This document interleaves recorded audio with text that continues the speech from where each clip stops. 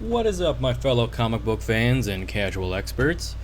We're going to be talking about The Boys Season 1 today. And yes, I have a different setup. I moved recently, so yeah.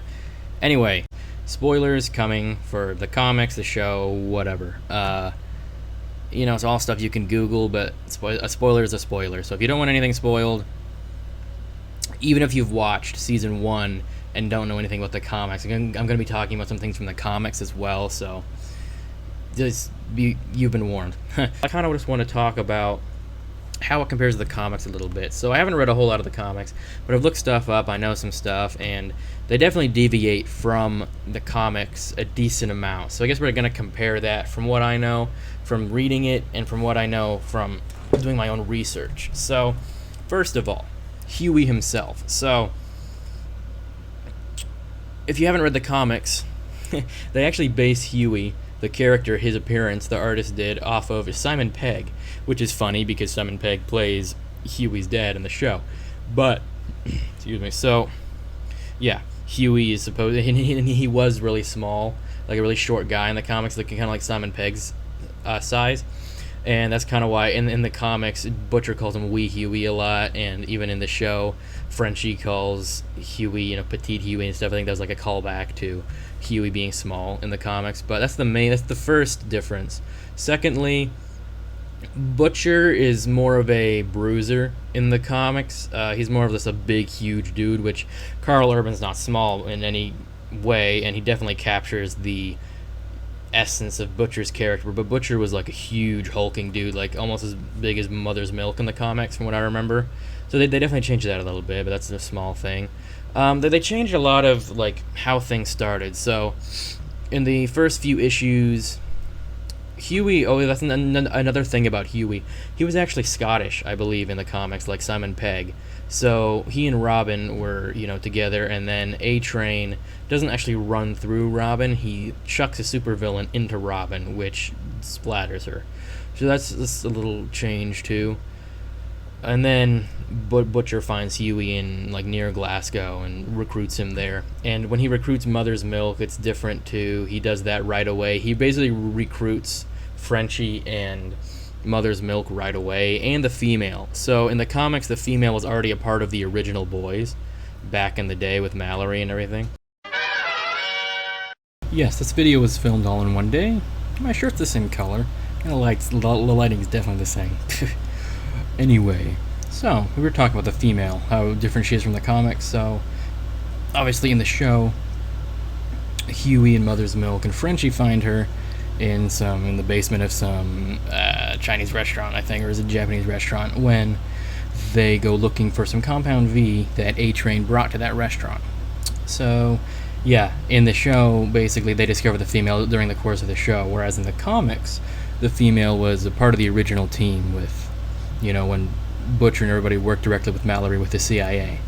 Now, those aren't the only character differences. Some of the other differences, too, with some of the Seven. Starlight's pretty much the same, but most of the Seven were kind of worse. Like Homelander obviously is a murderer in the show, but in the comics they were all kind of rapey. Like that scene with the Deep, with Starlight at the beginning. You know what I'm talking about? Pretty much all of the boys, all of the Seven were involved in that scene. It was kind of creepy in the comics. Like I said, the show's somehow more sanitized than the comics. But also with the Deep, in the comics he was actually fake, and by that I mean he had some weird diving suit. He didn't look anywhere near as cool as he does in the show, and he didn't have any actual powers. That was kind of the whole point of his character, for the audience at least. Like, he was basically this is a fake construct created by Vought. He didn't have any powers at all.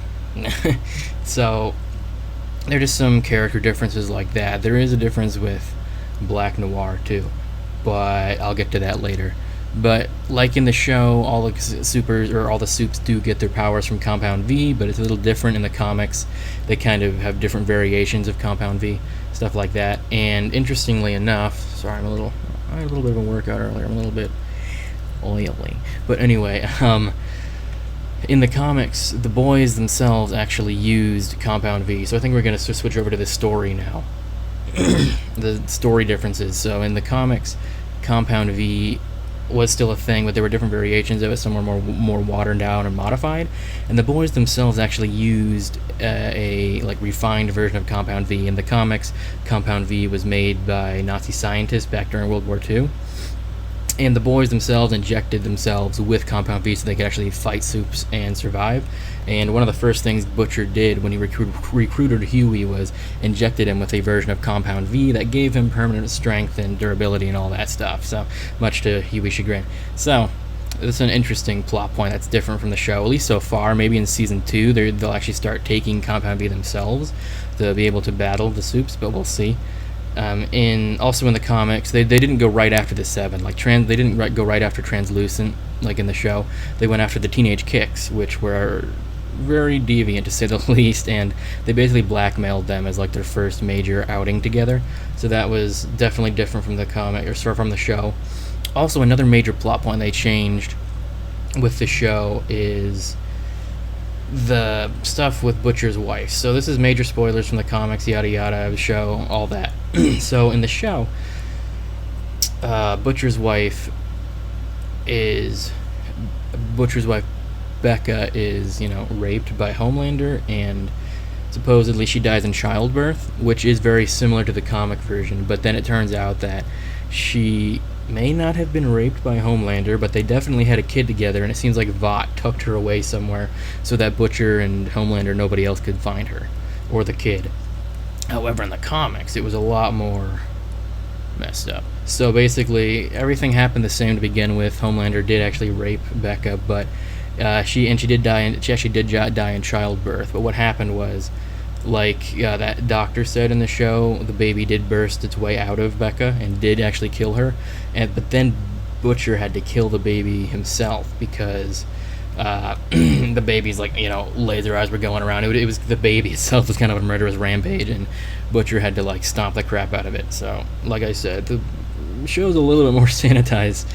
But so they obviously changed that storyline. I don't really know why. Maybe to make it somewhat more interesting or less disturbing. I don't know. The show doesn't seem to shy away from being disturbing, so who knows. But that's a major plot point they changed. They kept the plot point the same with Mallory, like her grandkids were killed by Lamplighter and all that.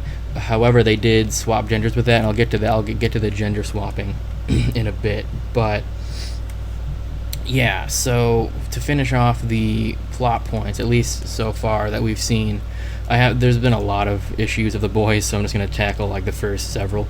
A major plot point happens to revolve around Black Noir. Now, this is a major spoiler because they may or may not adapt this with Black Noir's character or some version of it, so if you don't want any spoilers, I don't know. But in the comics, Black Noir was actually a clone of Homelander, and he was basically a more perfect clone of Homelander in theory, kind of put in the boys, or put in the Seven, why I keep saying the boys, put in the Seven to keep track of Homelander and make sure he doesn't freak out. But it turns out that every bad thing, really bad thing that Homelander does, it turns out it was actually Black Noir. So Homelander didn't actually rape Becca, it was actually Black Noir dressed as Homelander, but he's a clone of him, so he looks just like him.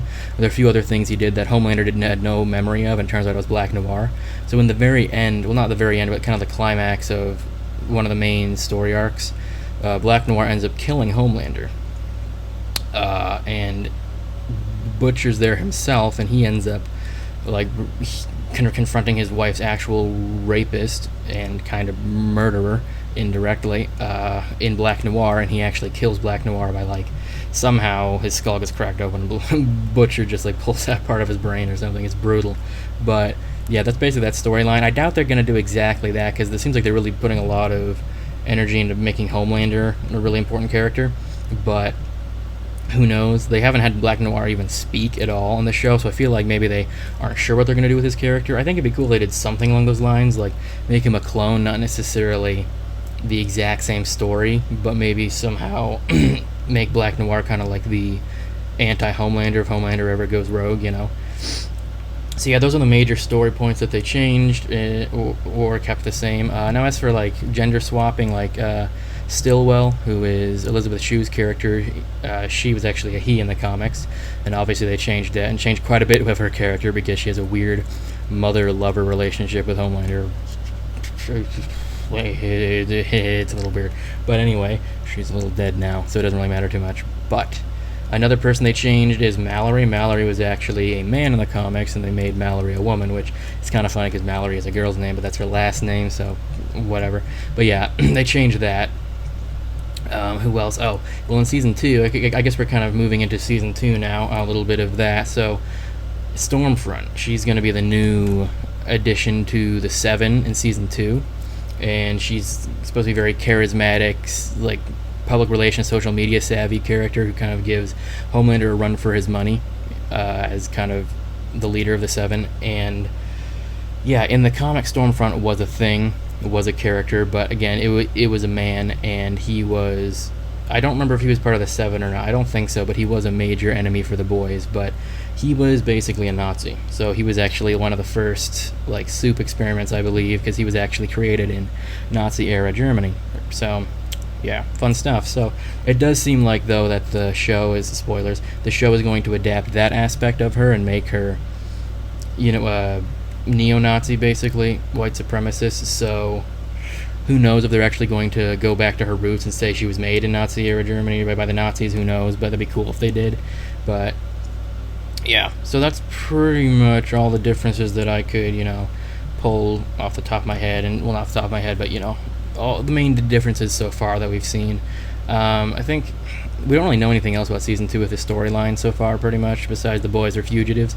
Perhaps they'll actually start using Compound V to kind of juice themselves up, which would be cool to see. But I guess we will see this Friday. So yeah, we'll be having videos coming out, reviews and breakdowns of the first 3 episodes that are dropping this Friday night, or this Friday, I think probably at midnight Pacific time. So yeah, thanks for watching, guys, and be sure to subscribe and leave a like, and I will see y'all later.